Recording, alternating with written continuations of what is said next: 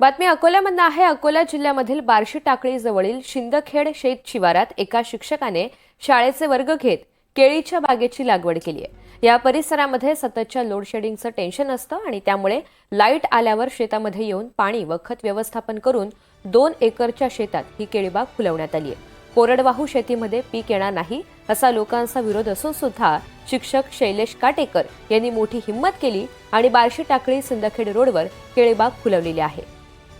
या संदर्भात आढावा घेत शिक्षकांसोबत बातचीत केलेली आहे प्रतिनिधी योगेश शिरसाट यांनी। आपण पाहूया। अकोला जिल्ह्यातील बार्शी टाकळी तालुक्यातील एका शिक्षकांनी चक्क केळी बागाची लागवड केली आहे। आपल्यासोबत शिक्षक आहेत शैलेश काटेकर सर। ते शालेय शिक्षण शिकून सुद्धा शेतीकडे लक्ष देतात आणि ही कोरडवाहू शेती आहे। दरम्यान आपण त्यांची चर्चा करणार आहोत। सर, काय सांगाल तुम्ही शेतीचे केळी बाग लागवड केली, काय सांगाल? मी बार्शी टाकळी येथील रहिवासी असून माझं जे शेत आहे हे सिंदखेड रोडला लागून आहे आणि सिंदखेड रोडचा हा जो भाग आहे, या काळीची जमीन म्हणतात। या काळीच्या जमिनीमध्ये साधारणतः 40 फुटापर्यंत काळीशार जमीन लागते, दगड लागत नाही आणि त्यामुळे पाण्याचा निचरा व्यवस्थित होत नाही आणि पाणी लागत नाही।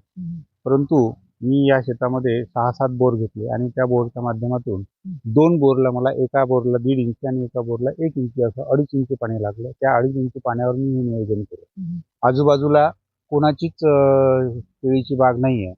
मी लावत असताना बऱ्याच लोकांनी मला म्हटलं की इकडे सक्सेस होणार नाही, परंतु मी माझी जिद्द काही सोडली नाही आणि त्या जिद्दीच्या माध्यमातून मी केळीची बाग फुलवली, ती तुम्ही आज पाहता। हे होते शिक्षक शैलेश काटेकर सर आणि त्यांनी सांगितलं की मी शिक्षकी शिकवण शिकून सुद्धा शेती करत आहोत आणि शेती सुद्धा चांगले उत्पादन आता घेणार आहोत।